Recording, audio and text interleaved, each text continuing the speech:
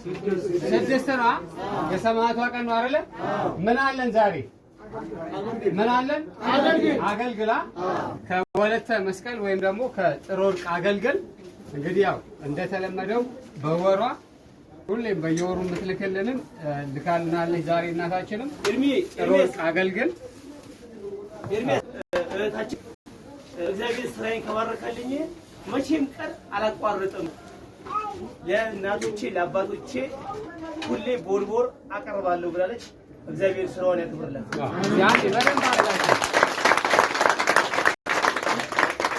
እንግዲህ ያው ከነ ቤተሰቦቿ ከነ ልጆቿ ሰማዕቷ ቅድስት አርሴማ እንጀራዋን ከዚህ የበለጠ ታርገላት እድሜና ጤና ትስጣት።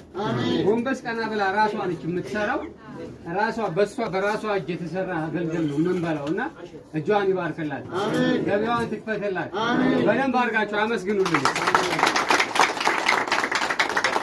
የሚገርማችሁ በሁለተኛው በሶስተኛው ቀን 3-4 አገልግል ትእዛዝ አላት። እኛ ስንሄድ ሁሌ ነው የምትነግረን። አሁን ይሄንን ደግሞ የበለጠ ታድርግላት። አሜን። መብራን ከሷ ጋር ትሁን። አሜን። በሁላችሁ ሰዓት